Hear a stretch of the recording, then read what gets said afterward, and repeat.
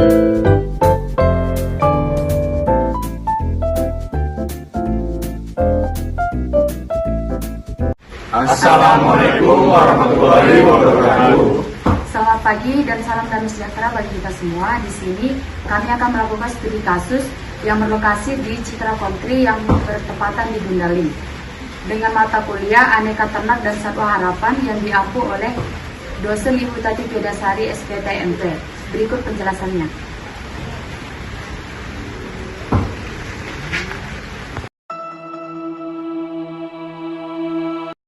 Assalamualaikum warahmatullahi wabarakatuh. Perkenalkan, nama saya Muhammad Khalil Pinsa dengan NIM 200306027. Di sini saya akan menjelaskan sistematika ternak dan jenis-jenis ternak yang berada di peternakan ini. Yang pertama-tama saya akan menjelaskan taksonomi dari kuda. Yang pertama ada filumnya yaitu Chordata, baru ada kelasnya Mamalia, baru ada ordo Perissodactyla, kemudian ada familia Equidae, kemudian ada spesies Equus caballus. Di peternakan ini terdapat kurang lebih 30 ekor kuda yang berjenis, yaitu di sini ada kuda lokal Indonesia, kuda lokal Batak, kemudian ada anakannya. Kemudian kuda di peternakan ini dipakai sebagai pembibitan dan untuk tenaga kerja. Perkenalkan, nama saya Demus Lurus, NIM 2003105. Di sini saya akan menjelaskan tentang peralatan dan model kandang. Peralatan kandang yaitu ada sapu, sekop, garpu utama, baru ada juga sekop sini, ada cutter, baru ada brush, ada scrap. Model kandang yaitu ukuran kandangnya 2x3 meter per ekor. Pembatasan dibagi, pembatasannya yaitu ada tembok dan juga besi. Alasnya yaitu ada lantai, baru tempat pakannya dibagi 3 yaitu untuk air minum, baru untuk rumput dan wortel, ketiga untuk ranting campuran jenis makanan. Perkenalkan, nama saya David Erikson Utajulu, NIM 200306069 dari kelas PTNC. Baiklah, saya akan menjelaskan tentang tata laksana pemberian pakan dan jenis pakan. Yang pertama adalah tata laksana pemberian pakan. Di peternakan yang kami kunjungi, pemberian pakan dilakukan sebanyak 2 kali, yaitu pada jam 8 pagi dan jam 5 sore. Itu sebanyak 40 kilo per hari per ekor kuda. Dan jumlah air yang diberikan adalah 10 liter. Dan ramsum diberikan sebagai makanan tambahan atau selingan. Jenis pakan yang digunakan adalah limbah pertanian, dan untuk ransumnya itu campuran antara potongan jagung, wortel, dan dedak, itu dicampur dengan air, lalu ditambah dengan gula merah. Menurut pendapat kami, pemberian pakan yang dilakukan belum mencukupi kebutuhan kuda tersebut, karena waktu pemberiannya hanya 2 kali, yang pada umumnya adalah 3 kali. Perkenalkan, nama saya Yufa Jifanya, NIM 200306042. Di sini saya akan menjelaskan manajemen kesehatan dan pencegahan penyakit pada kuda. Nah, adapun pada peternakan ini ada beberapa penyakit yang sering diderita kuda, yaitu yang pertama ada tetanus. Nah, menurut informasi yang kami dapat, penyakit tetanus selama ini pemilik peternak kuda belum mengetahui cara pencegahan dari penyakit tetanus. Kemudian yang kedua itu ada kolik, yaitu terjadinya kembung pada perut kuda. Nah, pencegahannya dapat diatasi dengan memperhatikan waktu pemberian pakan pada kuda. Selanjutnya masuk angin.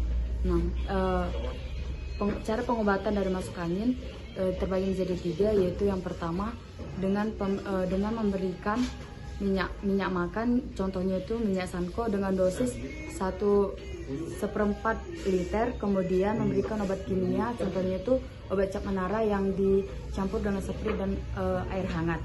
Kemudian yang ketiga itu dengan memberikan suntikan antibiotik pada kuda.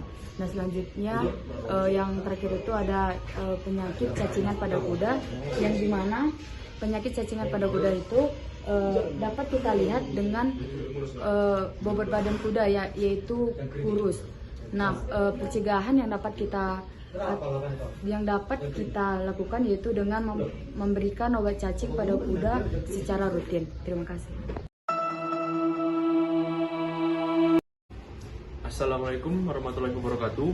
Perkenalkan, nama saya Bintang Hugi Prayoga dengan NIM 20.03.06.117. Di sini saya akan menjelaskan manajemen lingkungan peternakan kuda. Lokasi peternakan di sini sangat strategis dan jauh dari lingkungan warga sekitar. Oleh sebab itu, aktivitas di peternakan kuda ini tidak mengganggu warga yang lain. Kemudian suasana di peternakan ini sangat sejuk dan segar. Kemudian limbah dari peternakan kuda ini dibuang dan dibiarkan menumpuk seperti yang di belakang saya ini. Karena menurut informasi kami dapat, peternak pernah mengelola limbah di sini untuk menjadi kompos, tetapi hasil yang diharapkan tidak sesuai. Jadi limbah yang di sini dibiarkan menumpuk. Jika ada warga sekitar yang ingin mengambil, maka akan diberikan. Biasanya limbah dari peternakan ini dibuat warga untuk pupuk tanaman. Perkenalkan, nama saya Ian Skill Purba dengan NIM 200306 dari Deputi Peternakan. Saya akan menjelaskan mengenai tata laksana perawatan dari kuda anakan, kuda dewasa, induk, dan jantan. Yang pertama adalah kuda anakan. Kuda anakan setelah dilahirkan akan dipisahkan dengan induknya selama 6 bulan. Kemudian kuda anakan juga akan mulai divaksin setelah berumur 2 bulan. Lalu kuda anakan tidak akan dimandikan karena bulunya yang tebal akan mengakibatkan bulunya akan susah kering sehingga menjadi masuk angin. Lalu kuda anakan akan dipotong kukunya sebelum atau sesudah umur 1,5 tahun. Yang kedua adalah kuda dewasa. Kuda dewasa akan dimandikan setiap pagi dengan menggunakan sabun, sampo, dan disisir menggunakan scrub. Lalu kuku kuda dewasa akan dipotong dalam jangka waktu 3-4 bulan. Yang ketiga adalah kuda indukan atau kuda jantan dan kuda jantan.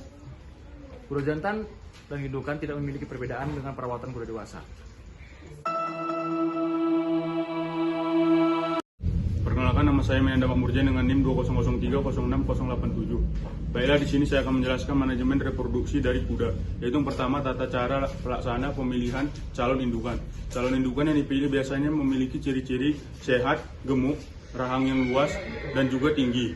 Biasanya dikawinkan pada saat jika sudah berusia 3 tahun dan 2 bulan sebelum dikawinkan biasanya akan diberikan suntikan nutrisi dan vitamin yang membantu proses kesuburannya.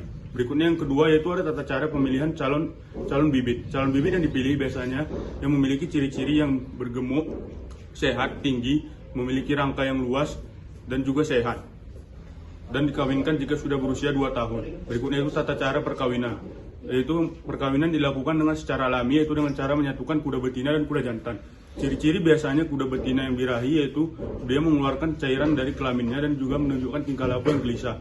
Sedangkan ciri-ciri kuda yang sedang bunting itu terdapat perubahan pada bentuk fisiknya dan juga tingkah lakunya.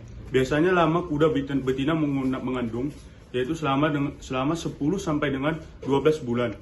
Biasanya proses perkawinan terjadi apabila betina menunjukkan tanda-tanda birahi. Tanda-tanda kelahiran sudah dekat yaitu ambingnya pada itu terdapat dia itu membengkak dan juga menunjukkan tanda-tanda gelisah. Biasanya persiapan kelahiran yang dilakukan oleh peternak yaitu memisahkan antara kandangnya dan juga di bawahnya itu dilapisi sekam.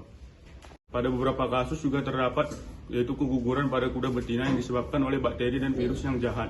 Dan juga pada beberapa kasus terdapat kuda betina yang mengandung anak kembar dan juga tali pusar yang berbelit.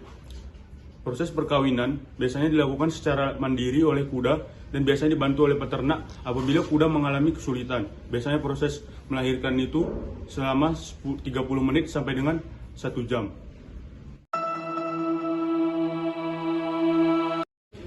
Assalamualaikum warahmatullahi wabarakatuh. Perkenalkan, nama saya Pep Ahmad Asriki dengan NIM 200306135. Di sini saya akan menjelaskan tentang manajemen pemasaran tentang kuda. Manajemen pemasaran. Yang pertama ada kuda tunggang dan yang kedua ada kuda sado. Kuda tunggang dan kuda sado itu pada umumnya peternak di sini menggunakan kuda betina. Terus untuk disewa ke peternak, untuk disewa ke wisatawan di sini. Yang ketiga ada kuda anakan, bisa diperjualbelikan dan bisa juga untuk dilatih menjadi kuda tunggang atau kuda sado. Yang keempat ada kuda pedaging. Kuda pedaging itu tersebut kuda-kuda yang sudah tidak terpakai lagi atau yang sudah tua. Yang kelima adalah susu. Yang susu juga itu untuk diperjualbelikan kepada wisatawan.